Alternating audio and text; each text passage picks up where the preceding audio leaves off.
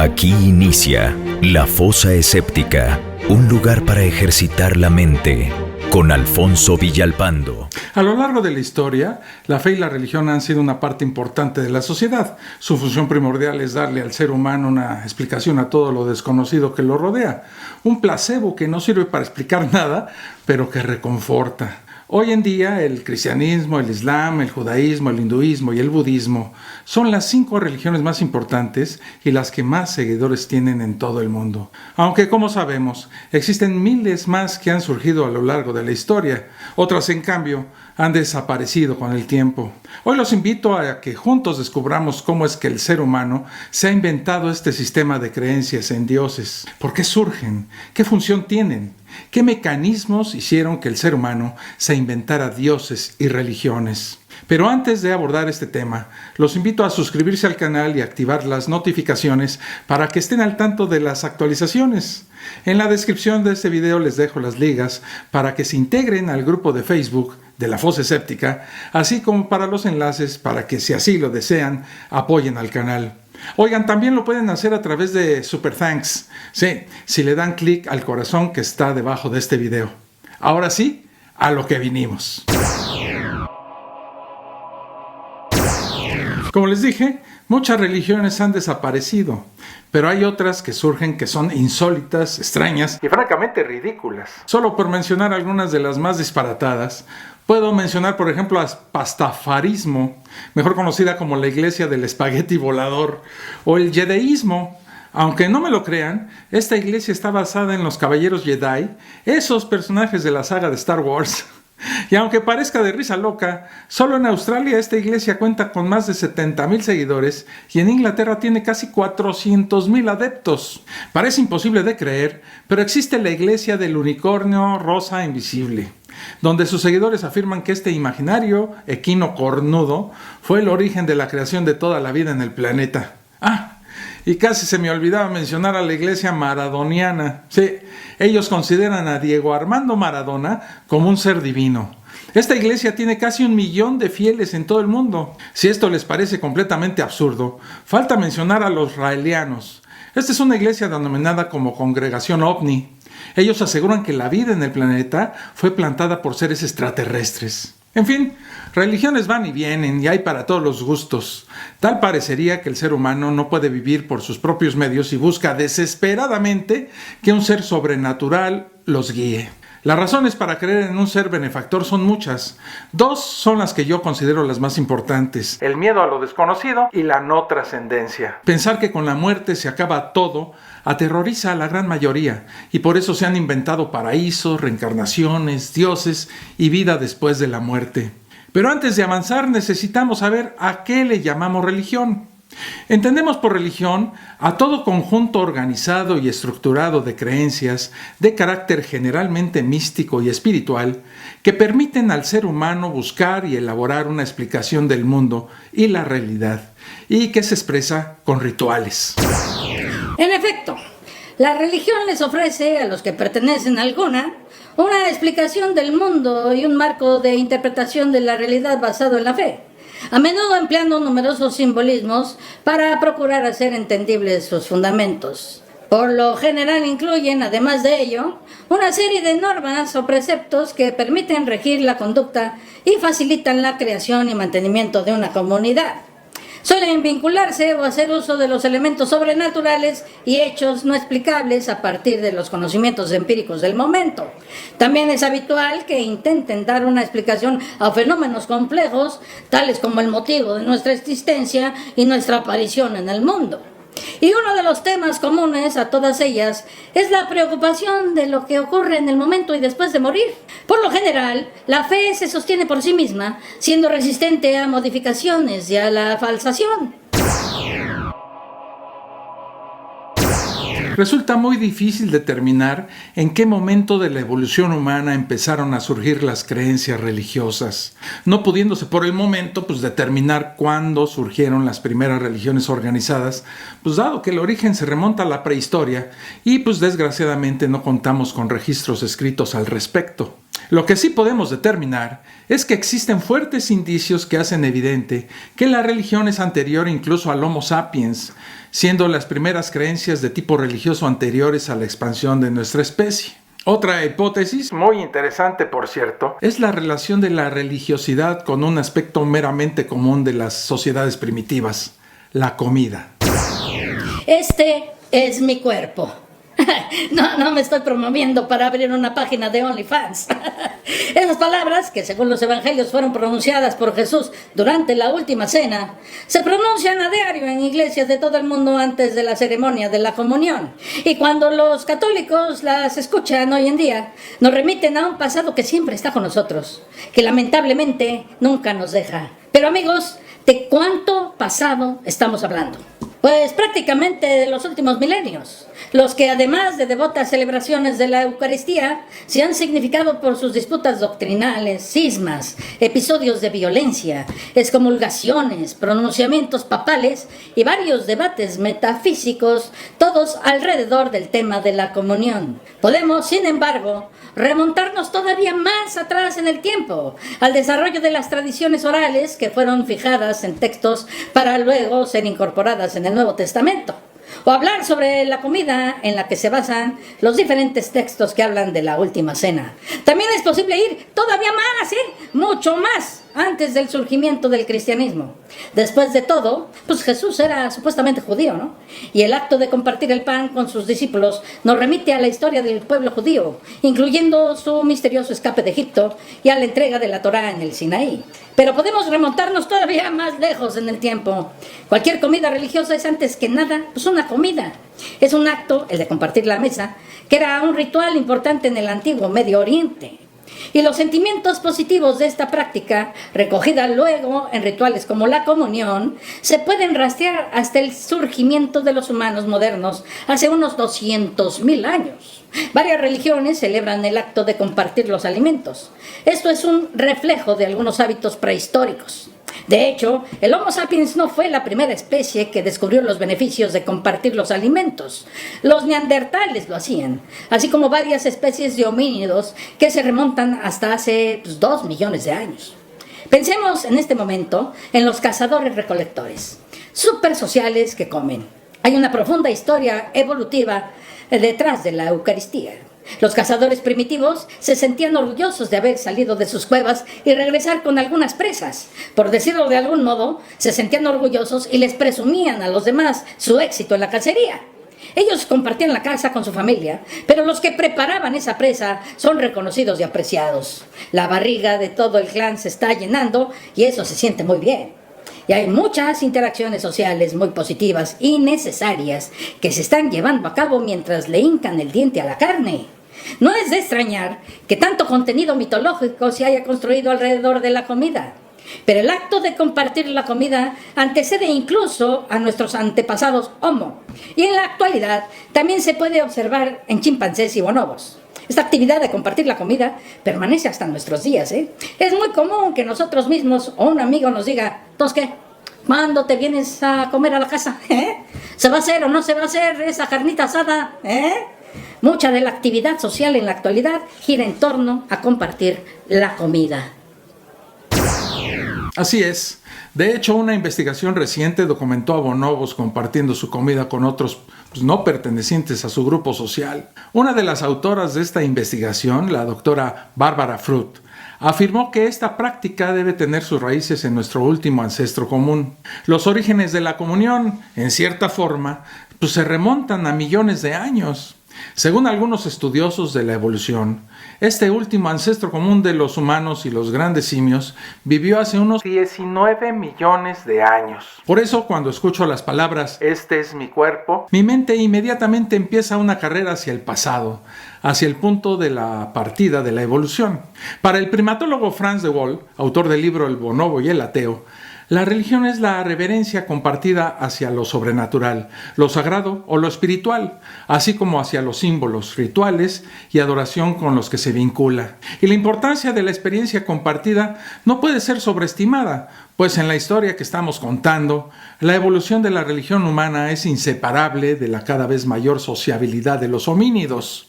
Si bien gran parte de los estudios que se han hecho de la religión se basan en las religiones doctrinales con una base teológica, esto es un enfoque limitado porque se ignora completamente el hecho de que durante la mayor parte de la historia humana, las religiones tenían una forma chamánica muy diferente, que carecía de dioses y códigos morales.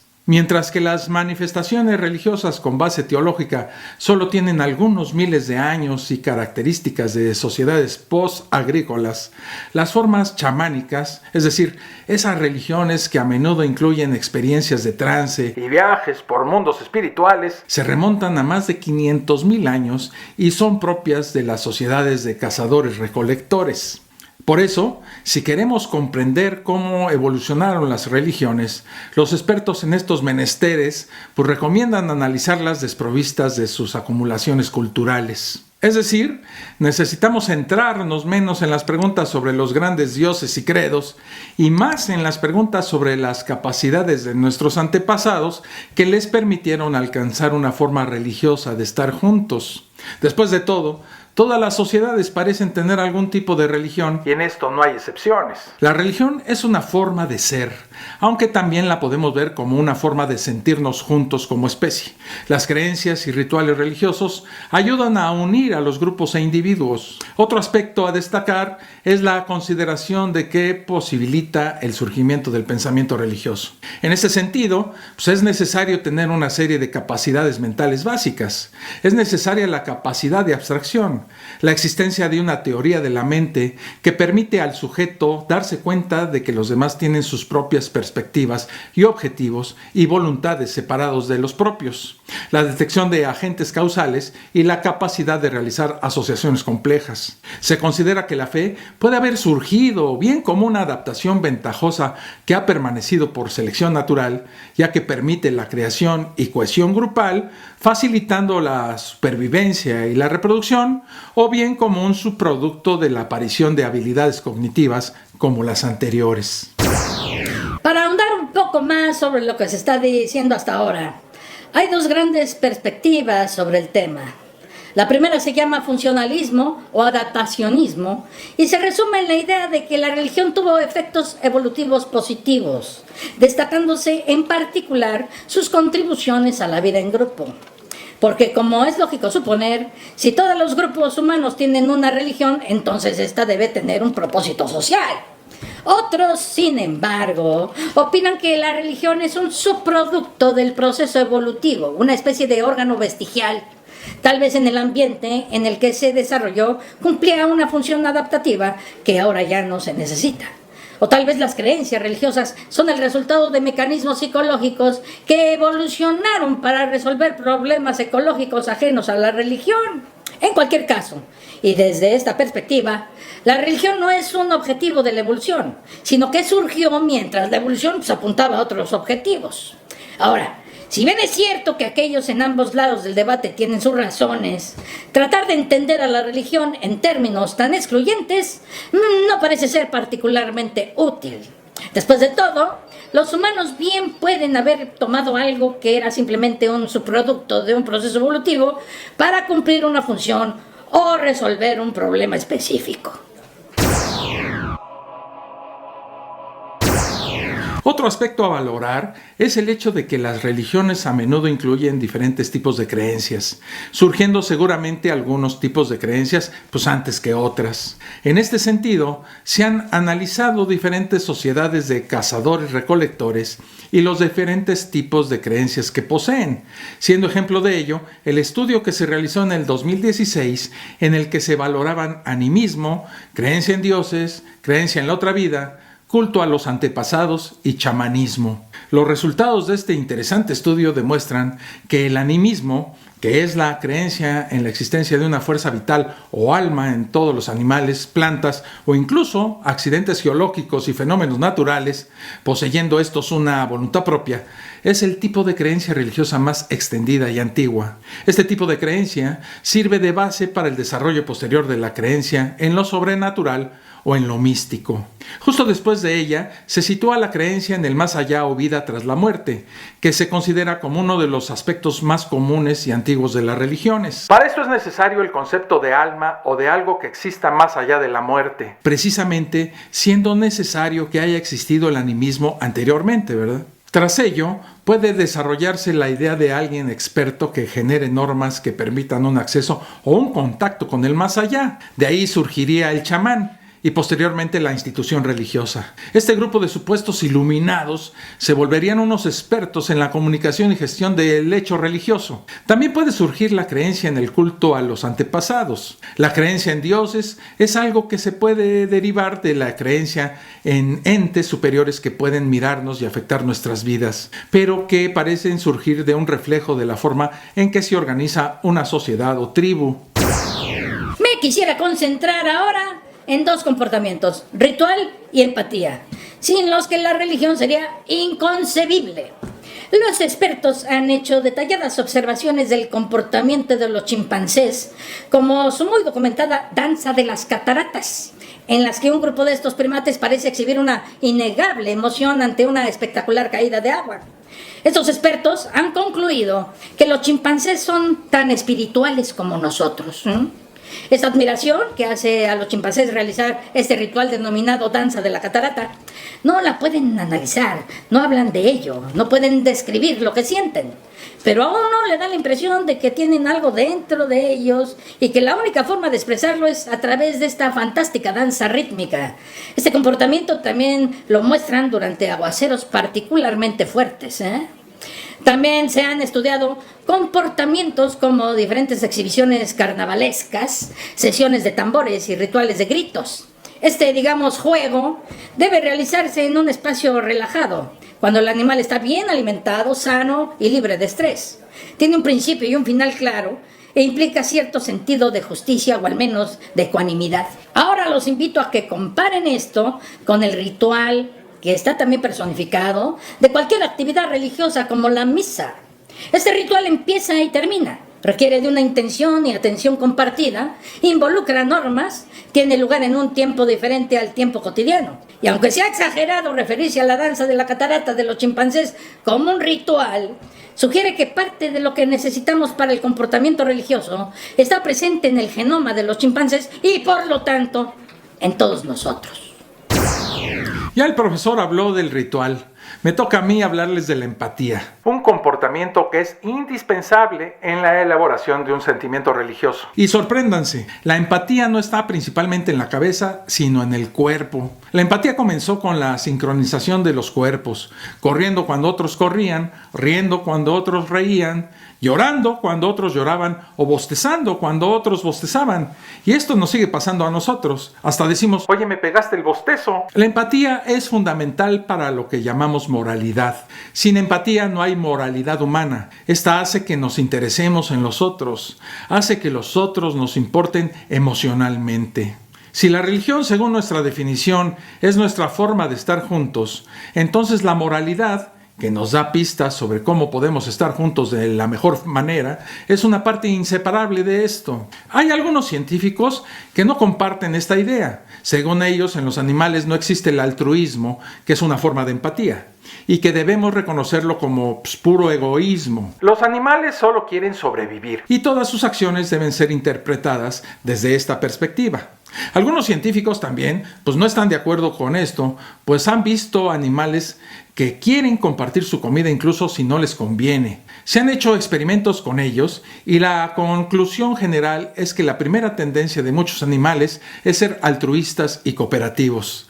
Las tendencias altruistas son muy naturales en muchos mamíferos como delfines, hienas y elefantes. Pero eso no es también puro instinto de supervivencia, señor Villalpando. ¿No están, por decirlo de alguna manera, preparando las condiciones para el momento en que ellos necesiten ayuda? Pues calificar a eso de egoísmo, porque en el fondo toda tendencia prosocial tiene beneficios, es hacer que las palabras pierdan sentido, profesor.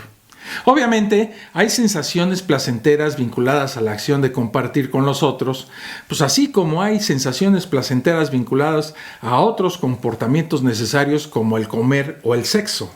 Y esto es precisamente lo que ocurre con el altruismo, y una división tan tajante entre el altruismo y egoísmo es por lo tanto ingenua, en el mejor de los casos, o engañosa, en el peor. Existen expertos que están en desacuerdo con aquellos que sostienen que los animales no tienen ni reconocen normas. Ellos argumentan que los animales incluso parecen tener mecanismos para reparar el orden social, es decir, regresar las cosas a como deben ser. Esta es la base de toda normatividad. Se ha visto que unas 30 especies de primates se reconcilian después de pelear.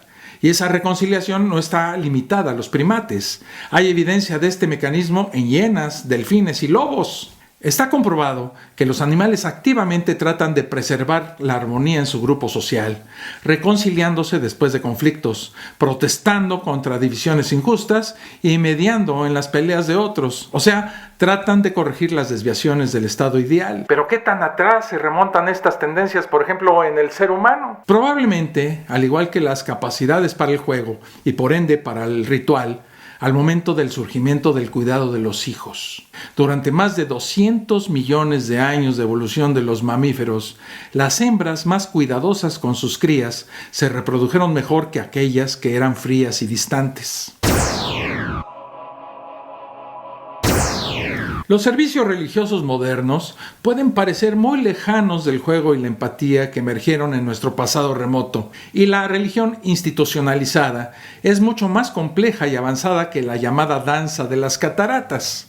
Pero la evolución nos enseña que los fenómenos complejos también tienen principios sencillos. Somos parte de una larga historia biológica y cosmológica. Cuando nuestros antepasados se mudaron a ambientes más abiertos, también se vieron forzados a formar estructuras sociales más duraderas. Y la selección natural fue capaz de lograr esta asombrosa hazaña, mejorando su gama de emociones, digamos, hacerlas más complejas.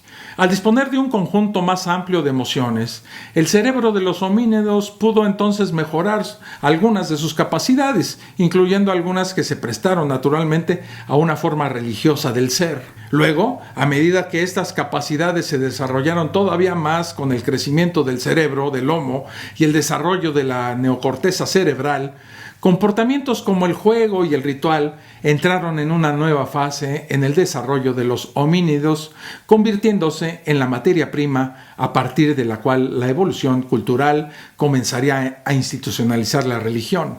Y si bien esta historia no nos determina, esta historia biocosmológica influye en todo lo que hacemos y somos. Incluso las decisiones aparentemente más autónomas las hacemos dentro de esta historia. Esto es lo que hemos mantenido en mente en este viaje en el tiempo hacia las semillas de la evolución, que eventualmente y de forma muy lenta tuvieron como fruto la religión humana. Hasta aquí este video. Espero sus comentarios sobre este tema. Hasta el próximo. Un abrazo. Esto fue La Fosa Escéptica, un lugar para ejercitar la mente, con Alfonso Villalpando.